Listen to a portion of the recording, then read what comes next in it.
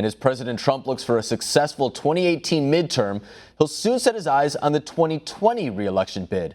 One America's Christopher Carter sat down with his campaign manager in New York for this exclusive report. I'm here with Brad Parscale. He is President Donald Trump's campaign manager. Thank you for joining One American News. Thank you.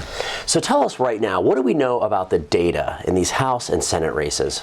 Well, I think we're clearly seeing right now in the Senate that things are going well. I think we could easily flip 2 or 3 seats our way.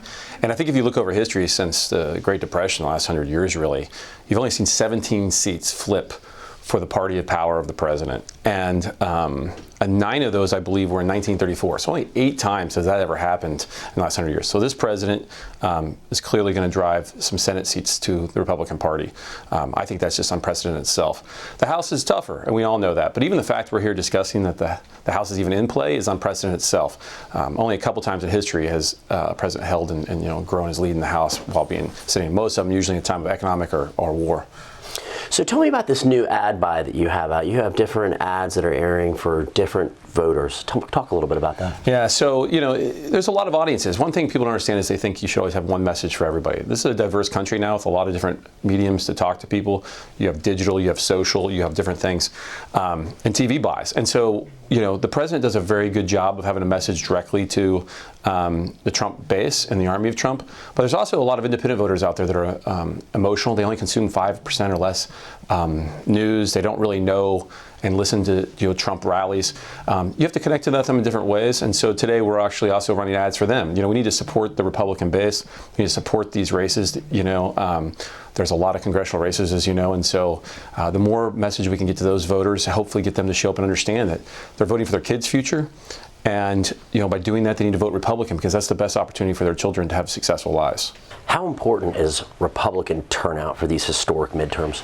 Well, turnout's everything. Enthusiasm. Look, I think we have the right track, wrong track going our direction. I think enthusiasm picked up. I think you saw the Kavanaugh bump. I think you see the Caravan bump. I think you're going to continue to see that. I think the president's working harder than any president in history, hitting all these rallies.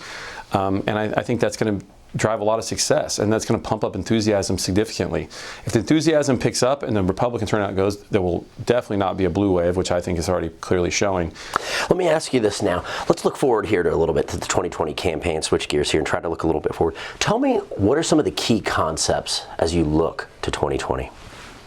I have to be honest with you. I've been so laser focused on 2018 that I have spent energy really in infrastructure and planning, but there's so much still to be decided after what we see happen in the midterms. What happens in the House is going to have a big determination on how this is run.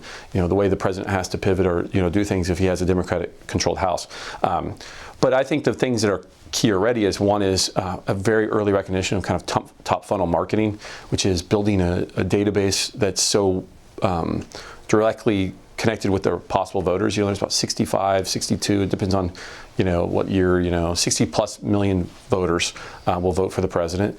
And if I could have the cell phone number of every single one of those, it makes my life a lot easier, and I could just directly talk to them. I think by election day, I'll be almost two-thirds of them in some kind of direct contact.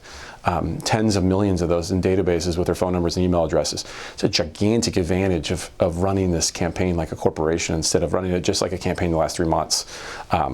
It used to be that you just came out with the campaign and you just ran for a few months and it was all you just quickly spray your advertisement everywhere and you pray to hope people vote for you. Now we're able to really build a system and build a marketing system in place and a voter contact system that can start that work down, and we've already started that. We've seen some of these Democratic candidates possibly emerge. Maybe the former mayor of New York City, Michael Bloomberg, Eric Holder, Kamala Harris, maybe Cory Booker from New Jersey. We've even heard Joe Biden or possibly even Hillary Clinton one more time. Tell me, who's the most viable out of all these candidates? Well, Hillary Clinton would be the gift that keeps on giving. However, I'm not focused on that yet. They got a long fight between them. I'm not sitting there trying to decide which one I think is better now. And if I did, I probably wouldn't be saying it, if I had my own thoughts on that. But for the most part, we're going to see them really tear towards each other. It's not like they all can run on who doesn't like Trump more. They're going to have other differences, and that's going to turn them on each other. And I think you're going to see a pretty grueling Democratic primary. Socialism seems to be becoming part of the Democratic Party platform. We've seen some races out here in New York where some very progressive candidates have won these races. Do the youth of America understand what socialism really is? Look, I don't know if I'm going to be the best expert exactly what the kids of America understand. I will tell you that what's happened in this country and what's happened in the Democratic Party is driving that party to the left. I think it's a mistake for this country. And I think you're seeing that, with the I call it the Bernie effect on the superdelegates and the removing of the superdelegates from the Democratic Party primary. I think you see that now with California also pushing to be on Super Tuesday. I think these changes are going to have a huge effect on what Northern California's view is of what the Democratic Party should be, giving them a lot of power and say who the candidate is, which is probably going to drive a very socialist candidate. I think you see that. It's the Palo Alto effect, I call it. I said today the Palo Alto Mafia has such a control over kind of the messaging of this group. And they have really driven that direction. Regardless of how much money they have in the bank and how much money and how wealthy they've gotten over capitalism, they tend to maybe feel guilty for that. I think it's a mistake. I think it hasn't been successful anywhere in the world, and I don't think it would be here. What do you think the most significant thing President Trump has done to help the average American? The ability to have a dream and to dream for something better is what most people wish for. There are people that aren't, but they have other goals. But I'd say most people they dream about having an opportunity, whatever that opportunity is for them.